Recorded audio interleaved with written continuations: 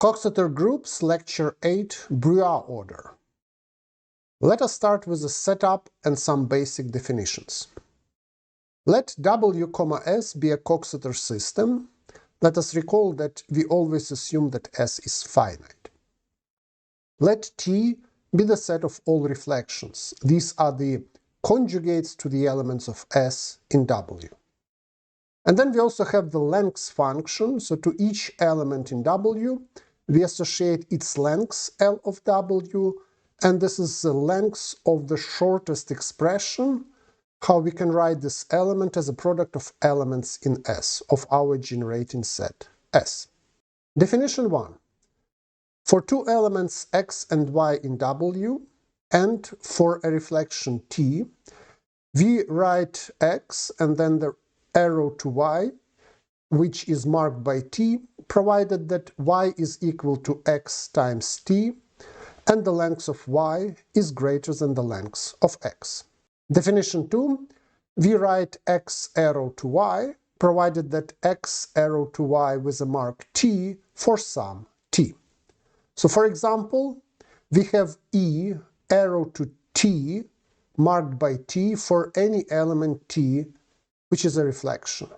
So in particular we have e arrow to t for any element t in capital T. Now we can define the Bruhat order on W. So the Bruhat order, which we will denote by this symbol on W, is defined as a transitive closure of the relation arrow. In other words, an element x in W is less than or equal to some other element y in W with respect to the Bruhat order, provided that there exists a non-negative integer k and elements w0, w1, and so on wk in W such that x is equal to w0, w0 arrow w1, w1 arrow w2, and so on up to wk, which is equal to y. And we claim that this relation is a partial order on W. Proof: this relation is transitive because it's a transitive closure, so that's by definition, and it's reflexive also by definition. And this relation is antisymmetric because whenever we have that x arrow y, this implies that the length of y is strictly greater than the length of x, so we cannot have any arrow back, or any sequence of arrows back. We will write x is Bruhat smaller than y in this way, and this means that x is less than or equal to y with respect to the Bruhat order, and x is different from y. Here are some elementary properties of the Bruhat order. Property 1, if x is less than y with respect to the Bruhat order, then the length of x is smaller than the length of y. And this of course follows from the already mentioned property that x arrow y implies that the length of x is strictly smaller than the length of y. Second property, if x is an element in W and t in T, then x is smaller than xt with respect to the Bruhat order if and only if the length of x is smaller than the length of xt. And of course this follows again directly from the definition as soon as we observe that the length of x cannot be equal to the length of xt. Property 3, for any element x in W, which is different from the identity, the element x is greater than the identity with respect to the Bruhat order. To prove this, consider some reduced expression of x, let's say s1, s2, and so on xk. If this is a reduced expression, then directly from the definition, we have that there is an arrow from E to S1, which is marked by S1. There is an arrow from S1 to S1, S2, which is marked by S2. That's a reduced expression, so the length grows. And so on, we go all the way up to the arrow from S1, S2, and so on, sk minus 1 to x, which is marked by sk. And this shows that x is greater than e with respect to the Bruhat order. Let us make the following remark.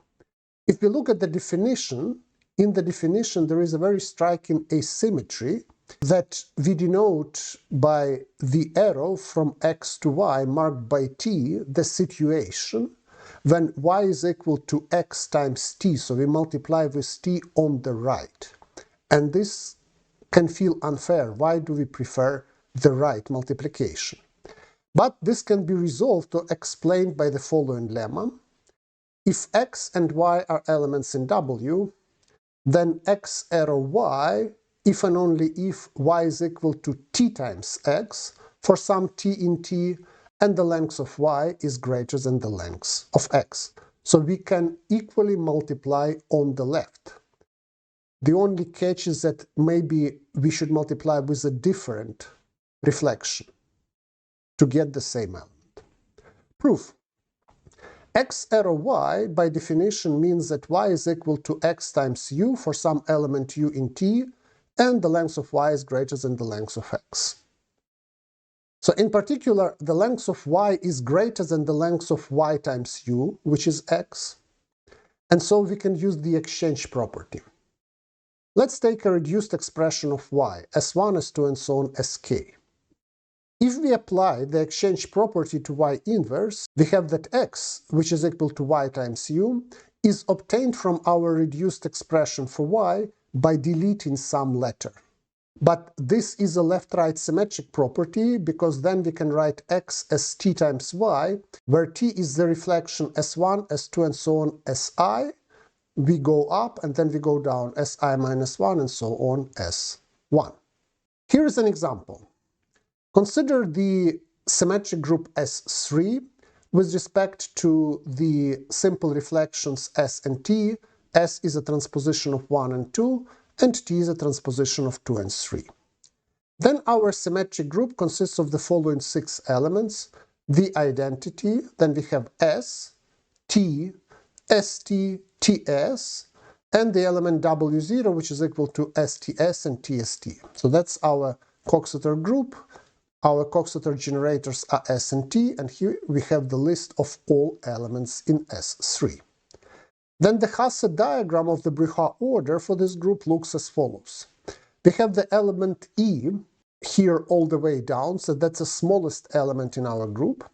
We have S and T right above E, and then we have ST, which covers both S and T, and also TS covers both S and T, and then we have the unique maximal element, which is W0, that's STS or TST.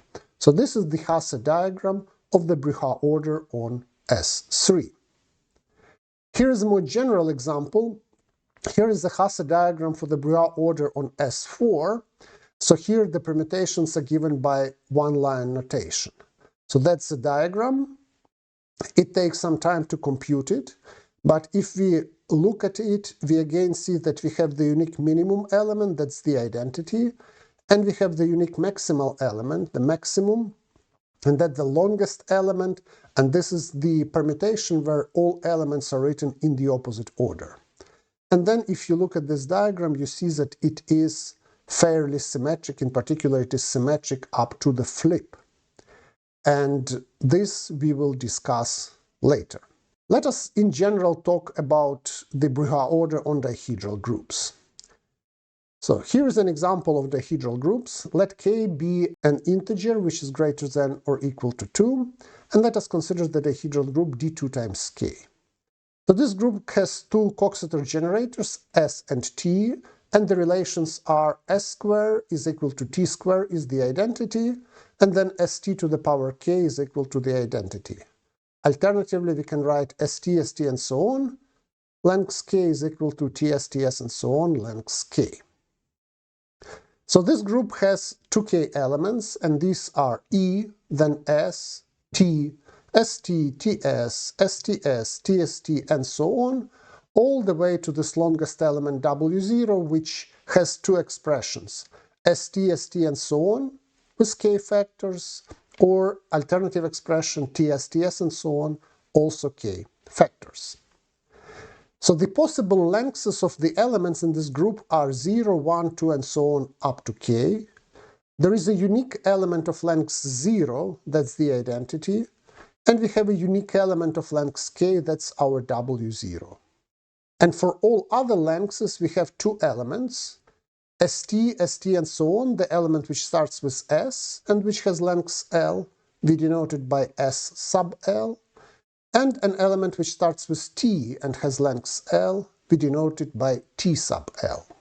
Let us note that if we multiply s sub l with t, we get tl plus 1, and sl plus 1 is obtained from sl by multiplying on the right with s, if l is even, or with t if l is odd. This means that sl is less than sl plus 1 with respect to the Bruhat order, and sl is less than tl plus 1 with respect to the Bruhat order. And similarly, tl is less than both sl plus 1 and tl plus 1. And so the Hasse diagram of the Bruhat order on d2 times k looks as follows. So we have E here at the bottom and W0 at the top, and then we have layers S1, T1, S2, T2, and so on all the way up here to Sk minus 1, Tk minus 1. So that's just a generalization of our S3 example. Recall that S3 is the same as d2 times 3. Finally, let us mention a vague connection of Bruhat order to geometry.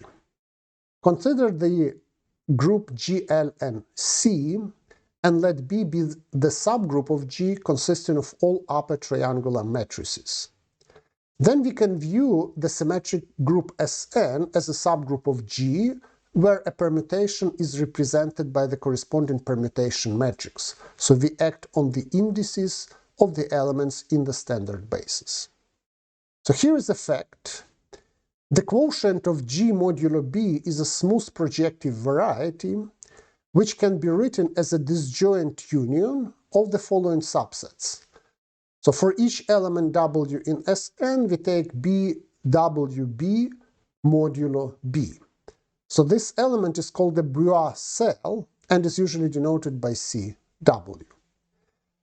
So this way to write G mod B as the disjoint union of Bruhat cells is called the Bruhat decomposition. And this decomposition is in fact a cell decomposition in the topological sense. It's a CW complex. And the main property is the following fact, that the closure of Cx is contained in the closure of Cy if and only if x is less than or equal to y with respect to the Bruhat order. Okay, some additional problems and questions at the end. Problem question 1. Let x be in W and t in T. Show that the length of xt is different from the length of x. Problem question 2. Compute the Bruhat order on S4 with all details. Problem question 3. Compute the Bruhat order on the infinite dihedral group. Problem question 4. What happens if, in the definition of the Bruhat order, we will use S instead of T? So we multiply only with elements of S instead of the elements of T. And problem question 5.